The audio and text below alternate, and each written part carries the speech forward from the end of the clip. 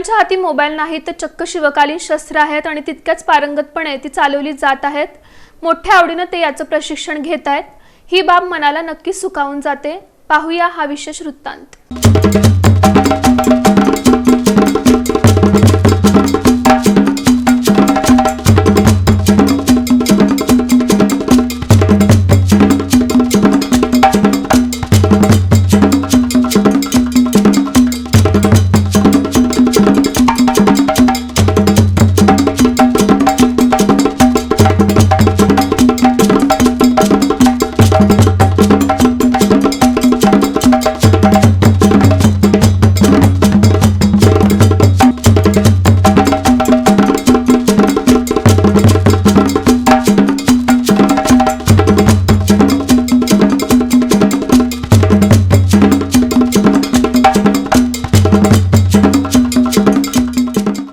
लाठीकाठी, दांडपट्टा, भाला, तलवार असे शब्द ऐकले की माणूस शिवकाळात रमून जातो।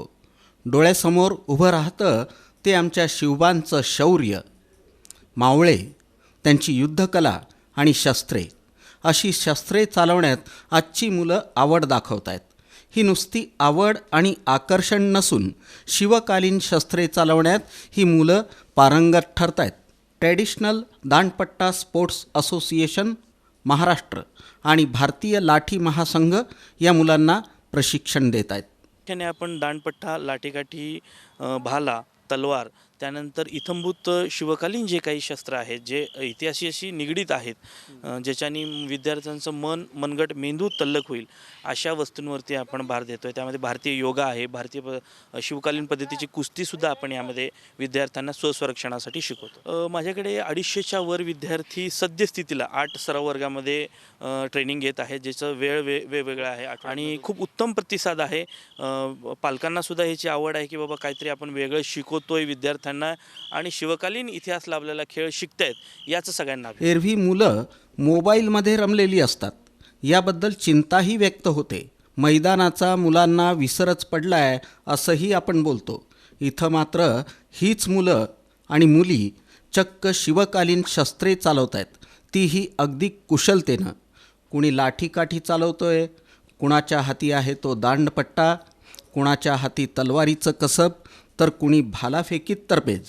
शिवरायांचा जय जयकार आणि आवेशपूर्ण शिवकालीन शस्त्रांचा सराव। नुकतंच याचं सलग 19 तास सादरीकरण या पथकानं केलं।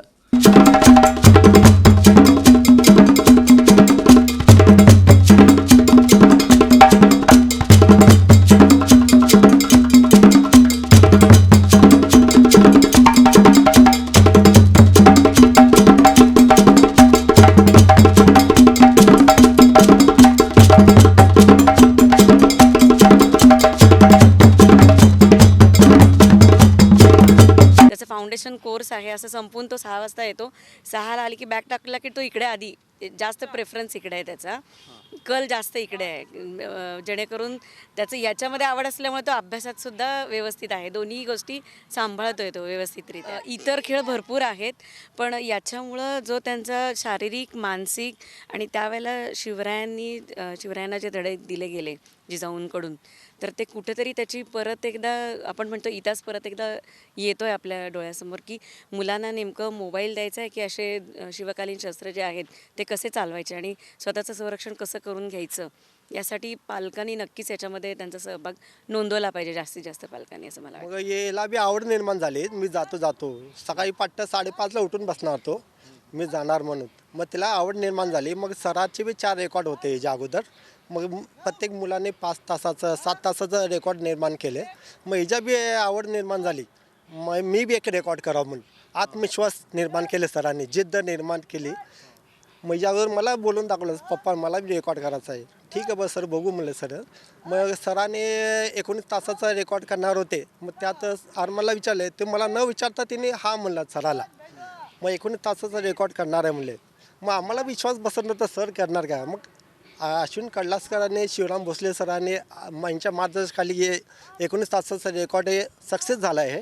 आम्हाला अभिमान वाटतोय।